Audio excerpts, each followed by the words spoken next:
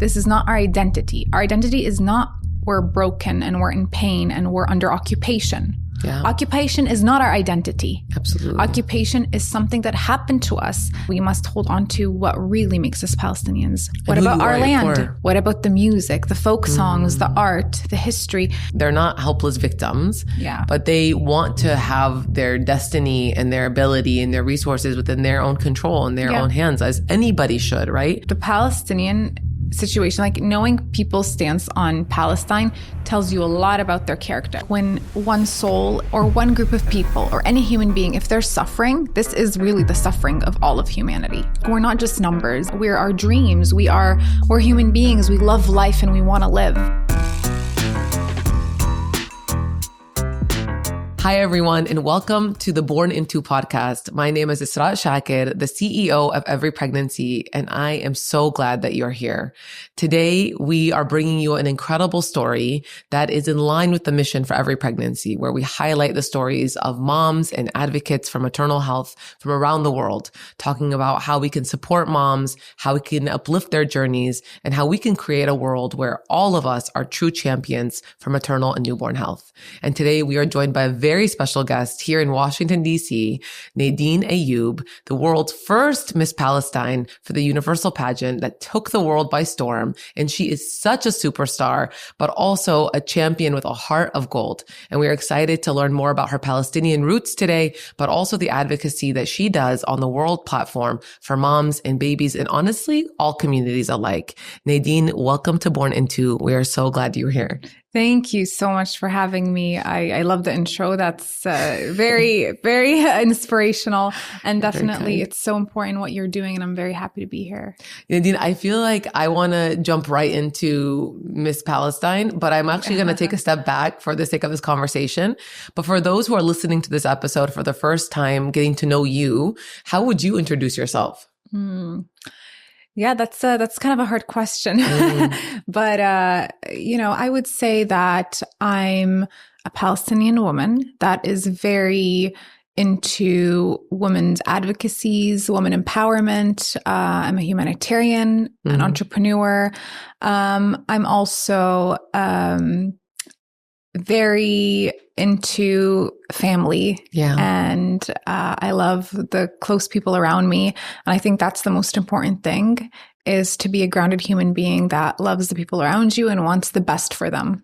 And I obviously think that you naturally carry that energy. I think when I met you today, that's the first thing I felt. I said, she's such a genuine person, mashallah. And so it's very fitting. I think your image online matches who you are, which I think is beautiful because you carry such responsibility with, I think, the platform that you have. And I'm sure you feel it. And I'm sure there are many days where it's not easy. But what has the lived experience of Nadeen through the diaspora, through Palestine been like for your journey in life to this point today? So can you rephrase that? Yeah, of course. No problem. Yeah. So we're fasting tonight. No, I know, right? That we should also mention. It's taken a while to register. All good. So being someone who's lived in the diaspora, who's also lived in Canada and just really around the world, you have incredible life experiences, but you're also Palestinian to your core. So how does that shape your whole worldview and life experiences? Okay, I love that. All right. That is a really good question because I've always grew up I had like some questions around my identity growing up, to be honest. And I did grow up a big amount of my life in Palestine. So I had like 6 years of my life. The first 6 years of my life was like they were in Palestine, even though I was born in the States. So I am an American as well. But my parents shortly went to Palestine after, and I was supposed to grow up in Ramallah. I went to kindergarten there, and I felt very close to my country, my roots. I love Palestine. Like it really feels like home there. Just simple traditions that we had, our family moments, the best family memories we had was there. My grandma also, my time with her in Nablus, close family, friends, also have family in Hebron. And so just that having that community around you and being so close to your land as well, the agriculture there itself, like being around like the trees in Palestine, like these memories make me feel so close to Palestine. And then after my parents, they went to the States, they went to Canada. because of certain reasons, medical reasons for my brother. And there was also, of course, a lot of issues in Palestine at the time with the Intifada and all of that. And so I grew up a big deal of my life also in the States and Canada. And I feel like I've really, different cultures have developed me, let's say, or I've really taken different aspects of different cultures and different places in my journey, in my development, in my thoughts. And it was always like, I always had to assess who I am, right? What is my identity? Because there are so many things that I relate to as a Palestinian. And there's also a lot of things I relate to as an American or a Palestinian American in the diaspora. Yeah. And so after I graduated university, I decided to go back to Palestine. I really wanted to feel close to my culture and my roots. I really missed home. And it's interesting because a lot of people that grow up in Canada and the States, that's it. Like, you know, they're just, a lot of them just stay there and they work and that's great. And it's amazing to see successful Palestinians in the diaspora making making legacies and carrying our stories, such as yourself, you know? Oh, you're so good. And so, but I decided after university to go to Palestine and to just work on the ground and humanitarian work to get close to my culture. And I spent like about 5 years there. I would still travel, but I spent 5 years there. And it was a very eye-opening experience and a lovely experience that really developed me even more. Developed me in terms of my advocacies, my mission in life. It really made that more clear for me. And being close to the woman there, I had a fitness and health nutrition business, and I would help women take care of their health, psychologically, physically, and I got close to a lot of women and I would see how much they have, like they have a lot of dreams and they really want to do well for themselves and they want to grow and they want to be both the mother and the wife, but also they want to, you know, have their own dreams and careers. And that was so inspiring to me that despite the obstacles that they face and the challenges and the checkpoints and the lack of resources, the lack of medical care sometimes as well, they're still fighting. They're still trying their best and they still have hope. And I really wanted to carry their stories everywhere I go. And so when I got the chance to go into beauty competitions, and I was always being asked and offered to go into beauty competitions from when I was in Canada, actually, and the States. You know, I would always get asked for modeling scouts. I got asked to get into Miss Canada. And I was always kind of like, no, you know, I need to focus on my education. My parents were very focused on me getting my education. Of course. And so they any kind of like offer I would get. Arab experience. Yeah, exactly. Any offer I would get aside from any academic work, like, no, don't do it, you know. I'm like, okay, I won't. Okay, I'm not going to go in the beauty field. That's fine. Yeah. But when I was in Palestine and I got the offer to go to like this fashion show in Italy, I was kind of like, yeah, you know what? Let's do it. Yeah. You know, this will be fun. And when I went there, I placed in top 5 in one of the competitions. This was in Italy and this was without practice or anything.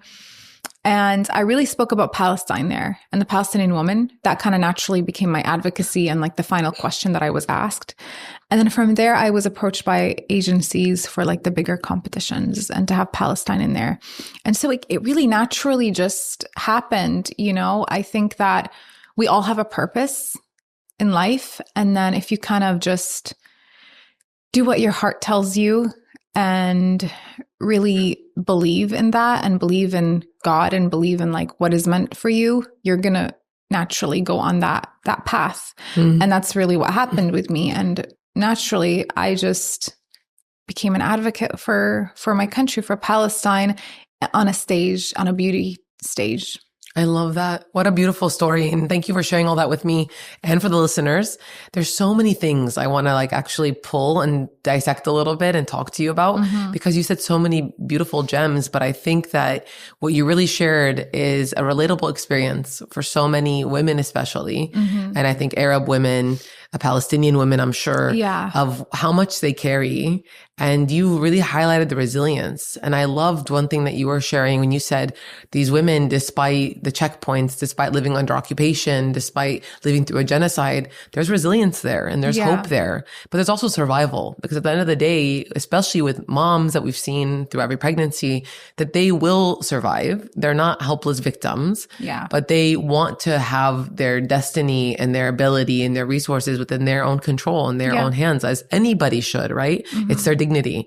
So what do you feel that the past 3 years of this genocide has really impacted you, given that like you've spent and lived time in Palestine and in the diaspora, and you've seen the two cultures and how they react to the genocide and what that lived experience is for people in occupied Palestine. But what do you feel like that genocide has impacted you personally in continuing your advocacy and humanitarian journey? I think it was, of course, it's devastating what happened. It's devastating what does happen, because this is really a continuation of what's been happening for since 48, right? But this time it was like on social media. It was, people were not keeping it a secret. There was footage. It was being shown exactly what's happening. And that really impacted me, of course, because it's like you're seeing children die, children that are supposed to be innocent. Like, what kind of world do we live in if children can't be safe? And then, children can't be safe. And then you have certain people justifying that, which makes me even more shocked and angry. And so it really put more responsibility on me. It put more responsibility on every Palestinian, on every human being, actually, because I really believe that like when one soul is, or one group of people, or any human being, if they're suffering, this is really the suffering of all of humanity. I agree. Because you don't choose where you're born. You don't choose where you grow up. You don't choose a lot of the things that happen. So perhaps you would have been born in this situation. How do we know that? We don't choose that. And so we all have a responsibility to speak up and to help and to be of service, because you never know if that's going to also be your loved one going through this, or you're going to be going through this. And it's a responsibility. And that's all it really did. It just made me push harder. It made me want to do more. I started establishing my own foundation as well at the time, for women and children in need, for medical assistance, children that need medical assistance in medical and special needs clinics. Having a brother that had medical issues, that was something that I always wanted to do, and feel it's a responsibility. And so it just really strengthened my passion to help others.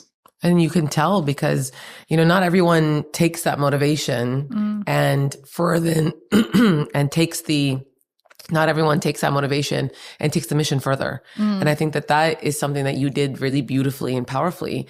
There were so many people, and I remember even myself, like I'm Syrian American, so I'm not Palestinian. And I was so mindful, even though I say all of our blood is Palestinian, of course. Then Palestinian, just like any other Palestinian. Yeah, 100%. Because I feel like if this isn't moving you to take action and you can't see yourself in the Palestinian cause, then there's something wrong with your moral compass. I truly believe that. Yeah, actually, exactly. The Palestinian situation, like knowing people's stance on Palestine tells you a lot about their character. 100%. So I always say, thank God I'm Palestinian, because like what people feel about that, I'm going to be able to know it right away. 100%. And even the way that they treat, Palestinians, what they do, there's a lot that I can say about that. Even Palestinians themselves, like you can tell the type of the type of Palestinian based on their own stance and how they treat those around them. And how they talk about the genocide and how they move for the genocide. But I remember there was a point where at the time I was working at the leading human rights organization in the world when the genocide started. And instantly I felt like, okay, I'm one of the only Arab and Muslims that work here. And I'm in the campaigning space for this organization. So they have an opportunity to do something and really lead in calling out the injustice. And this organization had already called it an apartheid. They had done so much already, but I still felt tremendous pressure and responsibility to get them to be as forceful and as clear and as strong with their wording and how they were positioning everything. And I would look around and I'd say to myself, it is so much easier to be oblivious or be ignorant or choose to turn a blind eye for so many people in the US, because it doesn't force you to come into contact with your moral conscience and say, what are you doing today? Well, as you said, when children are being killed, when they're being starved to death, when families are being obliterated, when homes are being destroyed, like how can you even like be normal? How can you function normally? So I realized that for me, you know, the idea of being pushed stronger and further was a really important one. And it was a very real experience where I feel like, and maybe you can relate to this too, that you were like, what else can I do? Where else can I move? So for you, starting a foundation to specifically help with women and children is very much aligned with, you know, Every Pregnancy's mission of supporting moms and babies in these crisis settings, because they are most vulnerable here. We talk about Gaza, you know, we talk about the aid that's gone to Gaza. There's been so much aid that so many the communities globally have raised, right? You know, billions and billions of dollars. And we want to see the impact in maternal newborn health in Palestine. And we have incredible partners on the ground, some of whom you support, including PCRF, that are there helping every single day and are supporting these children and these families. And I always tell people that it's a responsibility, but it's also something that we have the privilege to give back and uplift this. This is not where they are a charity case or they are in need. And so I think even that narrative shift, and I think I've watched a lot of your clips and how you talk about this, you really lean into that narrative shift of you are a resilient Palestinian woman. You have access, you have privilege, and you've done everything you can to mobilize it for your community. So what would you say to people who think like they're not doing enough? Like how else can they help and support? In particular, even the work in the foundation that you're doing, would love to expand on that too. I think everyone can do their part, even if it's something small, right? I mean, of course, not everyone can just go open a foundation but people can do small things, share, talk, attend events that are in support of Palestinians.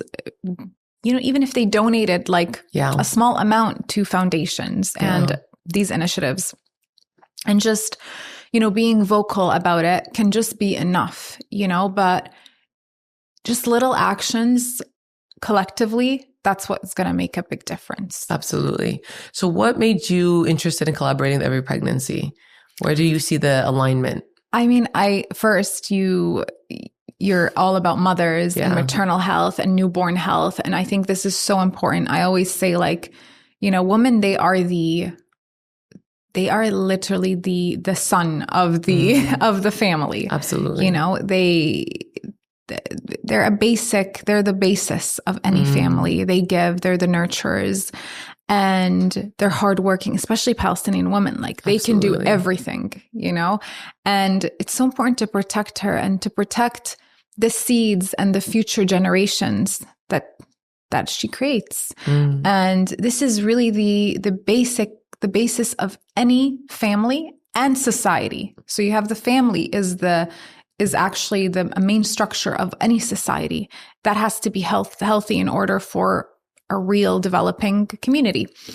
And I think it's so important to always empower and support women. I've had my own experience as well, of course, as a Palestinian, and my experience as a mother has also been, you know, I've had the privilege, or I don't want to say the privilege, I've had the right of having like the right medical care and treatments and the right environment. And then I still had my own issues. You know, it's still hard. Right. I'm sure we talk about it all the time. We had all the best medical care, best access, and I still struggled in my pregnancy and my postpartum. Yeah, exactly. You still struggle. You still you have no idea until you go through it, Absolutely. You know? Yeah. And then after it happens, you're kind of like, yeah, my life is going to be fine. No, it's not. And so it's true. not. It's not the same. No, Yeah, like absolutely. you're like, wait, no, I still can't sleep. I can't sleep even more. Yeah. And then you can go through things like postpartum depression. Yep. Which is something that I've experienced. Yeah. And you sometimes don't even know that's what you're going through. Because like no one Absolutely. talks about it. No one really, you're not really aware of that until you go through it. And so imagine with these circumstances, a mother goes through that, right? Yeah. So imagine ones that don't have these rights. They don't have medical care. They don't have sanitary equipment. They don't have they don't have water. Yeah. They don't have nutrition. They don't have food. Like, how can you be like starving as a, like, you don't have food. Like me, I couldn't stop eating. Yeah, you know of course. what I mean? Yeah. Like, and how you're recovering mom. Like, exactly. So it's like, imagine those that don't have those needs, those rights. Yeah. So and how difficult that is, and the survival mode.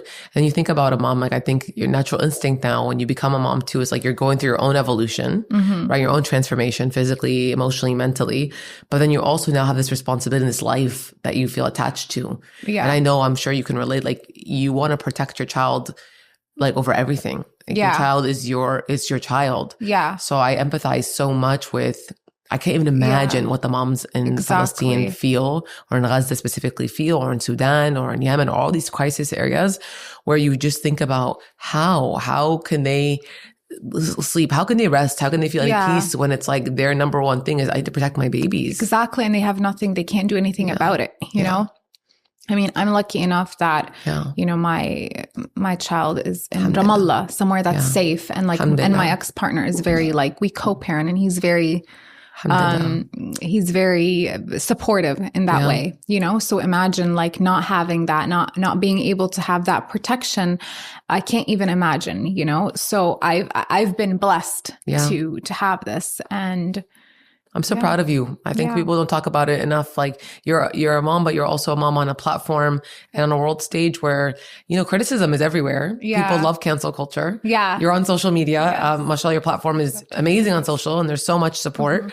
But then you really probably went through a lot in this Miss Universe pageant world, which I can't even begin to understand. So I actually would love for you to tell us what you're comfortable sharing about what that experience was actually like at Miss Universe, and how did you really feel being like Miss Palestine there? Like really, like I just can't even imagine, especially with the world that we're living in today. How'd you feel? I mean, you're also gorgeous, mashallah. So I'm sure there's a lot of women who are like, wow, she's stunner. But like, how did it feel? Like truly feeling like you're representing something so much bigger than just yourself and even just your community? Yeah, it felt amazing. And I've really envisioned it for a while. Like I knew that I had to do it.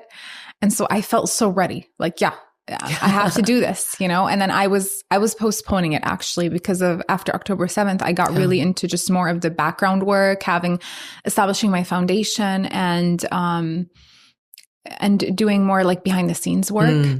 But I still envisioned going and being a voice that is beyond just the pain and suffering, to be the voice of women in terms of their innovations, dreams, I don't want it to just be about survival. I feel like that dehumanizes us so much when it's always like the dead bodies and the numbers. Like we're not just numbers, and a lot of people in Gaza, like they're so supportive because they themselves, like, even though they're going through this, they're still like, no, we don't want to be this. We are more than that. We're our dreams. We're human beings. We love life and we want to live.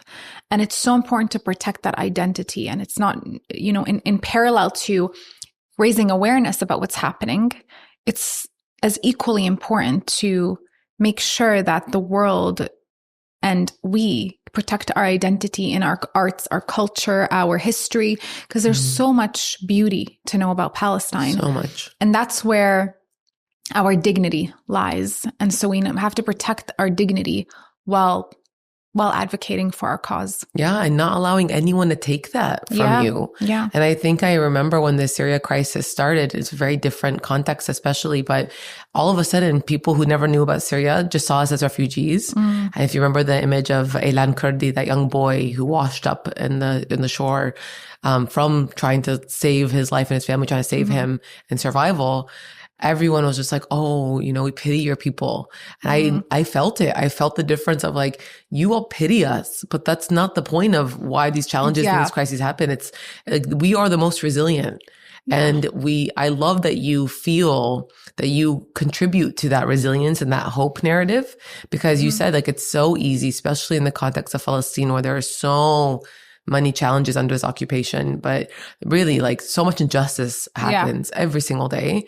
And the fact that you're like, we can carry that and we can be resilient and we can be hopeful and we can still use our voices and own our culture and own our narratives and not allow anyone, not the right-wing media, not politicians, or not even those who want to scam off of our cause for the sake of their own platform. Like, I love that you're protecting that. And I think that that is such an important message that you're sharing here today, because it's not easy, Nadeen. And I'm sure you didn't feel like it was easy in a place like Miss Universe, where I feel like no one really understands politics. Or probably wasn't really paying attention to it. And you're there and you're like, you know, you have such an important mission that you're representing.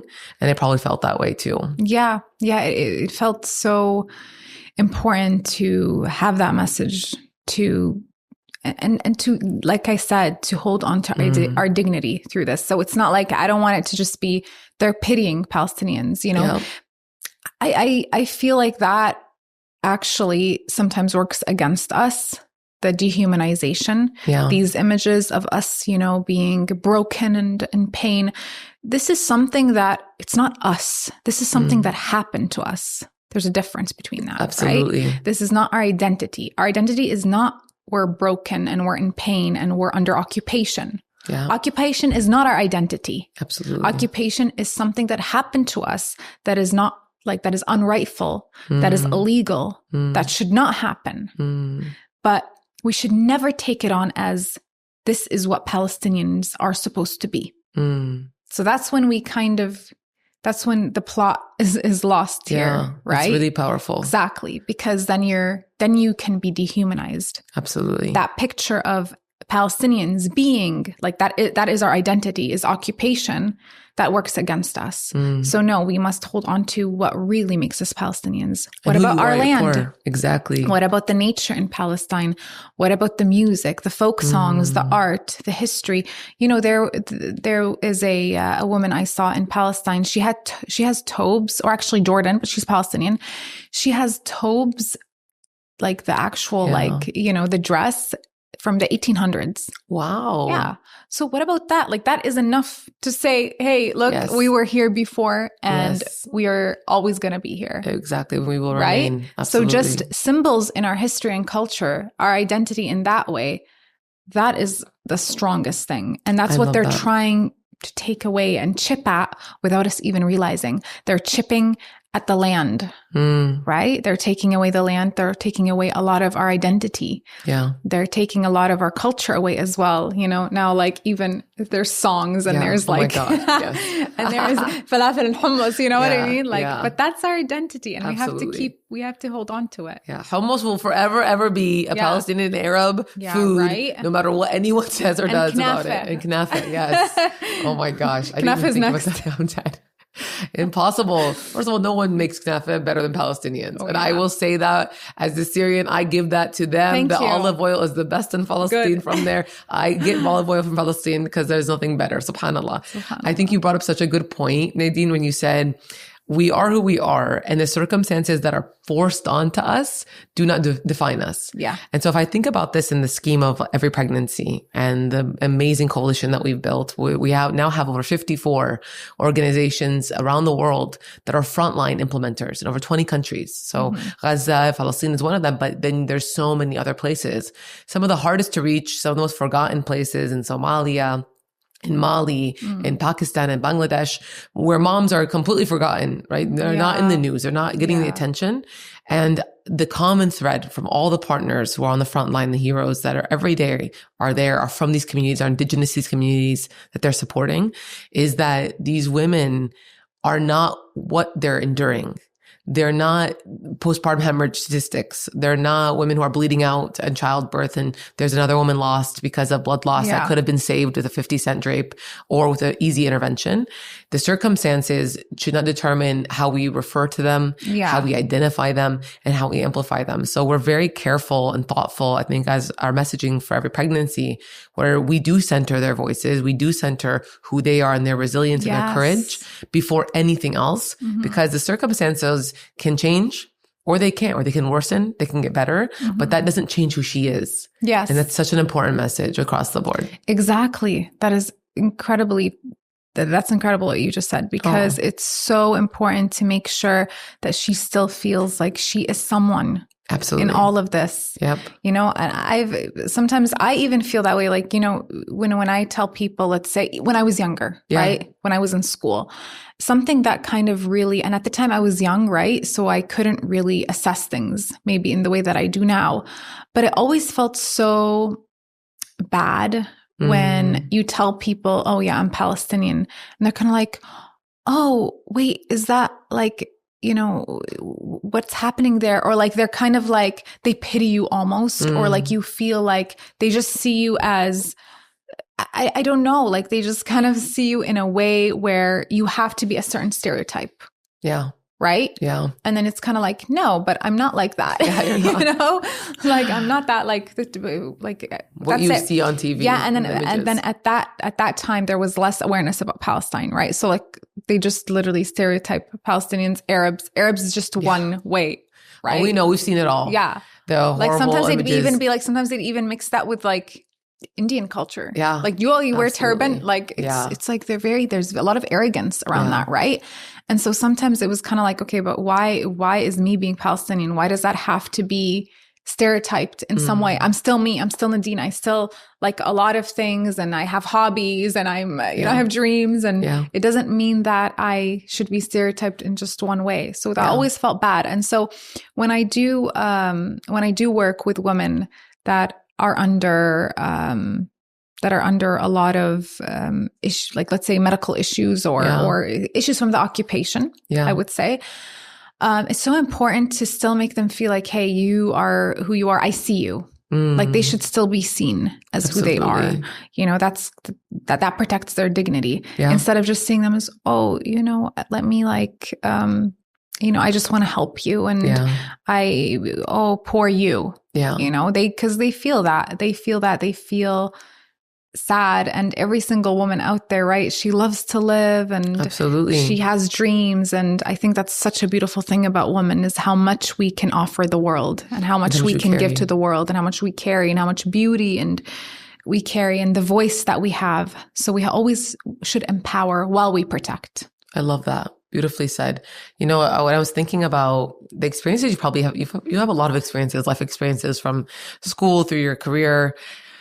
Is there ever been a moment or a story that stands out to you that really helped shape something that stood out to you, like something that was really impactful? Either a mom you met or a child you saw. Has there ever been one person or experience that has really helped shape you in any way and that left a lasting impression? I think there's a lot of moments. I think every single person, every single experience that I went through on this journey has impacted me. There was a lot of people that really impacted me. I took a lot of great advice from them, or they really had me resonate on a lot of things. Even the people that I've worked with in Palestine. So I think one of the most impactful stories that I've experienced in Palestine was like with the women there and like being close to them, talking to them.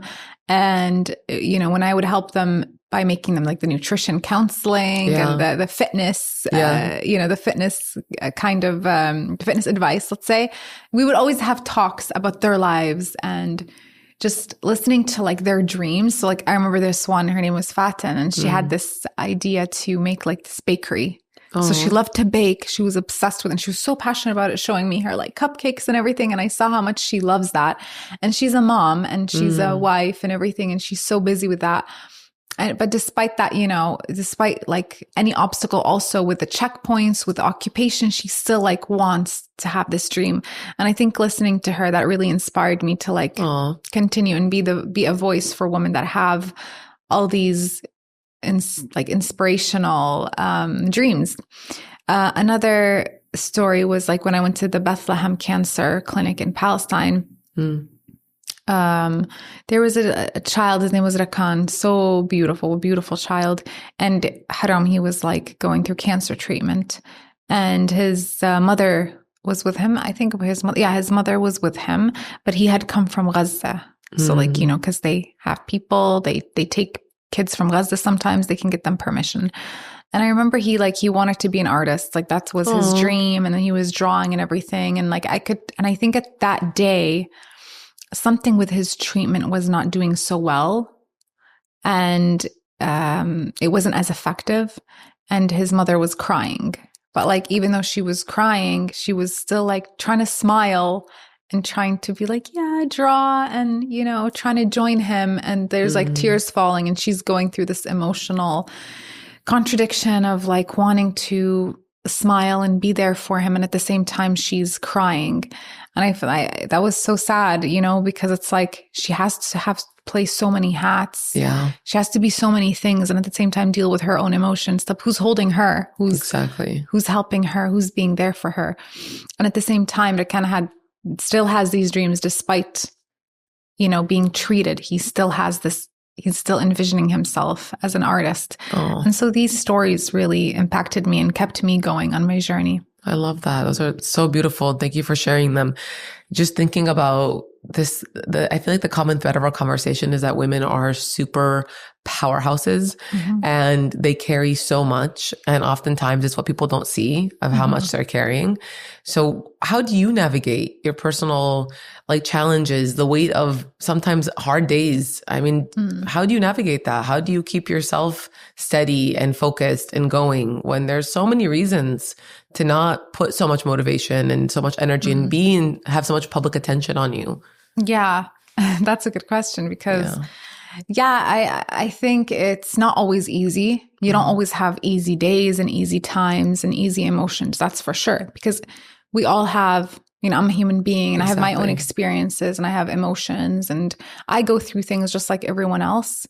And there's a lot of things sometimes that try to pull me away from what I'm supposed to be doing.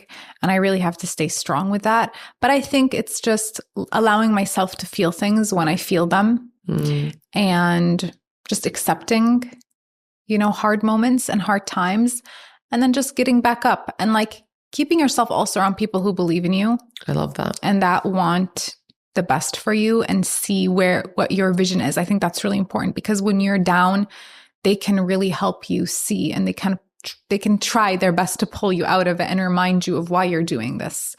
So I try to do that. I try to have those people around me, and even if it's like just one person, it can make a huge difference.